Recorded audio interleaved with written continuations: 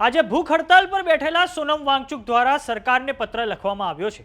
સોનમ વાંગચુકે સરકાર સમક્ષ સ્પષ્ટ માંગણી કરી છે કે જો સરકાર બાહેધરી આપે કે પ્રદર્શનકારીઓ પર કોઈ કાર્યવાહી નહીં થાય તો જ ઉપવાસ તોડીશ।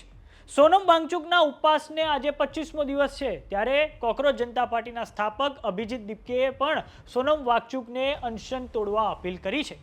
તો બીજી તરફ પોલીસ દ્વારા અલગ અલગ પોલીસ સ્ટેશનોમાં 20મી જુલાઈને લઈને 10 એફઆઈઆર નોંધી દેવામાં આવી છે। તો આવો જાણીએ સમાચાર વિસ્તારથી। નમસ્કાર, જમાવટ સાથે હું છું પાર।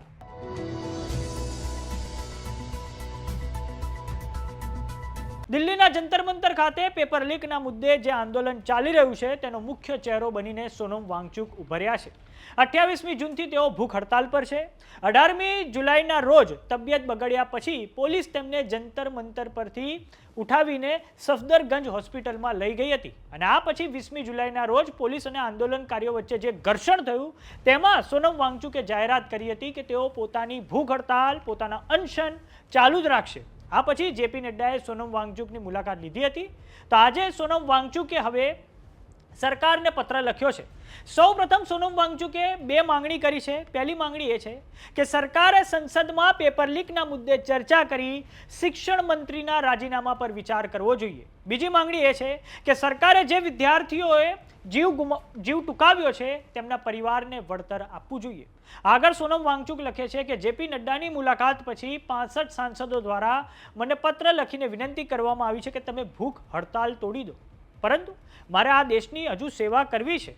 હું જીવવા માંગુ છું, હું વિદ્યાર્થીઓ વચ્ચે પાછો જવા માંગુ છું, પરંતુ હું આંદોલનકારીઓના ભવિષ્યના ભોગે આ ન કરી શકું। પરંતુ જો સરકાર બાહેધરી આપે કે પ્રદર્શનકારીઓ પર કોઈ કાર્યવાહી નહીં થાય તો જ ઉપવાસ હું તોડીશ। આમ સોનમ વાંગચુકના આ પત્રના લીધે હવે રાજકીય માહોલ ગરમાઈ ગયો છે અને હવે તેમણે પ્રદર્શનકારીઓ પર કોઈ કાર્યવાહી ન થાય તેવી બાહેધરી પણ સરકાર સમક્ષ તેમણે માંગણી કરી છે, તો જ તેઓ પોતાની ભૂખ હડતાલ સમેટશે।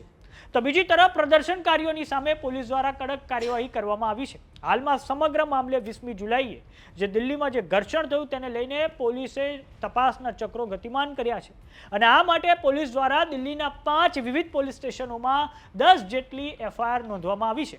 સંસદ માર્ગ પોલીસ સ્ટેશન છે, પાર્લામેન્ટ સ્ટ્રીટ પોલીસ સ્ટેશન છે, એમાં 4 એફઆઈઆર, સીપી થાણામાં 3 એફઆઈઆર, મંદિર માર્ગ થાણામાં 1 એફઆઈઆર, બારાખંબા રોડ થાણામાં 1 એફઆઈઆર અને કર્તવ્ય પથ થાણામાં 1 એફઆઈઆર નોંધવામાં આવી છે।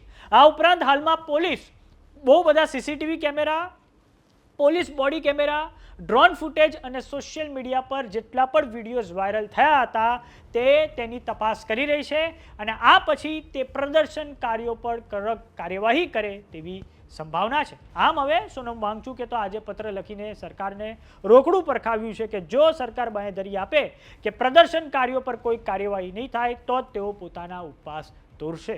તો જોવાનું એ રહે છે કે હવે આગામી સમયમાં સરકાર શું પ્રતિક્રિયા આપે છે।